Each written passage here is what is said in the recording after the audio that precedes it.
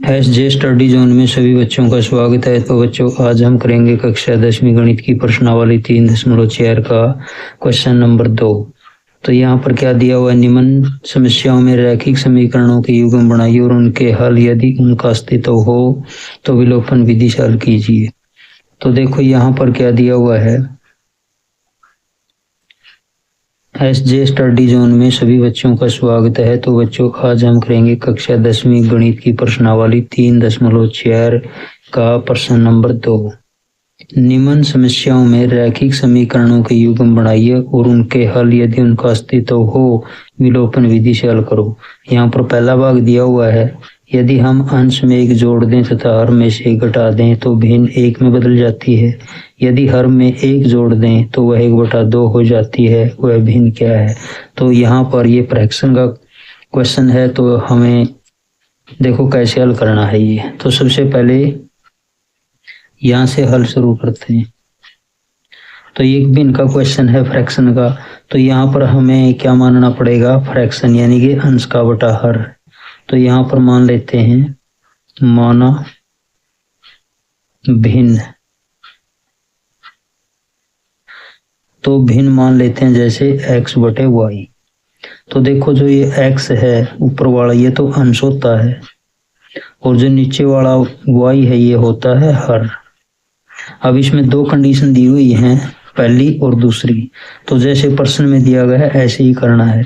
तो जैसे यहाँ पर लिखेंगे, पहली जो कंडीशन है, पहली शर्त के अनुसार, तो पहली कंडीशन क्या दी हुई है, सबसे पहले लिखेंगे यहाँ पर x का बटा y। यदि हम अंश में एक जोड़ दें तो अंश ऊपर वाला है, एक जोड़ना है।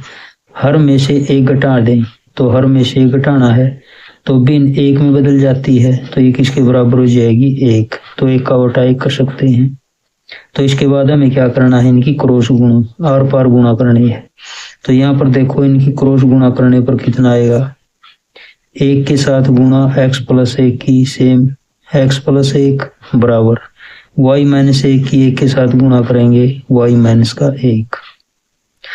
तो समीकरण कैसे बनेगा, ये x प्लस का y कोई साइड में ले आएंगे तो ये हो जाएगा माइनस का y बराबर -1 प्लस का 1 इस साइड में ले जाएंगे तो ये हो जाएगा -1। तो ये हो गया x माइनस का y बराबर माइनस में और -1 जोड़ेंगे तो -2। तो ये समीकरण 1। तो ये समीकरण 1 आ गया यहाँ पर। तो अब लिखेंगे सेकंड कंडीशन, यानी कि दूसरी शर्त से। तो दूसरी कंडीशन दी हुई है।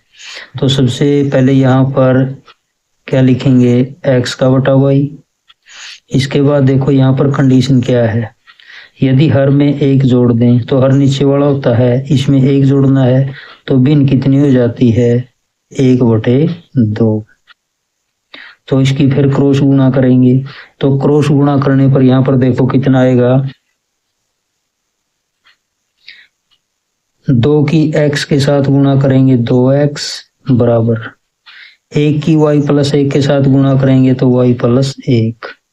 तो अब हमें क्या करना है, 2x प्लस का y साइड में ले जाएंगे माइनस का y और बराबर यहाँ पर 1। तो ये हमारा समीकरण 2। तो ये 2 समीकरण आ गया। तो कौन सी विधि से हल करना है इसको करना है विलोपन विधि से हल। तो विलोपन विधि में क्या होता है, x या y के गुणांकों को बराबर करना होता है। तो समीकरण में एक देखो यहाँ पर y का गुणांक 1 है और यहाँ पर भी 1 है, तो यहाँ पर अपने आप बराबर है ये। तो अब हमें क्या करना है, ये भी माइनस का है, ये भी माइनस का, तो एक समीकरण में से 2 समीकरण घटाना पड़ेगा, या 2 समीकरण में से एक समीकरण भी घटा सकते हैं। तो यहाँ पर लिखेंगे समीकरण 1 में से समीकरण 2 को घटाने पर, तो 2 को घटाएंगे तो देखो एक समीकरण लिखेंगे पहले, x माइनस का y बराबर है -2। 2 समीकरण क्या दिया हुआ है, 2x माइनस का y बराबर है 1।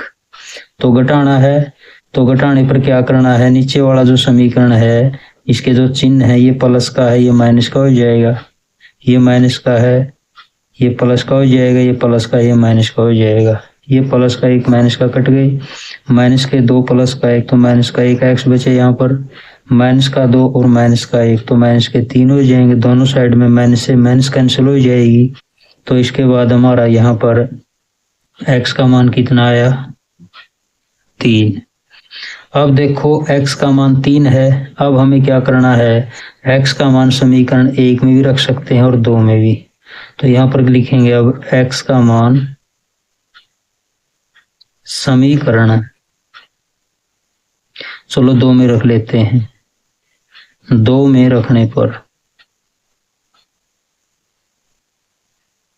तो 2 समीकरण क्या था, देखो 2 समीकरण दिया हुआ है, 2x माइनस का y बराबर है 1।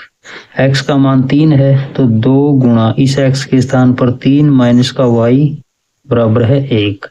तो ये कितना हो जाएगा, 3 दूनी 6 माइनस का y बराबर है 1। इसके बाद लिखेंगे यहाँ पर माइनस का y 1, प्लस का 6 साइड में ले जाएंगे माइनस का, तो 1 में से 6 घटाएंगे माइनस का 5, दोनों साइड में माइनस से माइनस कैंसिल हो जाएगा। तो y का मान कितना है यहाँ पर 5। अब देखो हमें भिन्न ज्ञात करनी है, तो भिन्न क्या माननी थी, x का बटा y। तो यहाँ पर क्या लिखेंगे, अब जो भिन्न आई हमारी हल करने पर x का बटा y माननी थी, तो x का मान तो 3 है और y का मान 5 है, तो 3/5 ये हमारा राइट आंसर हो जाएगा।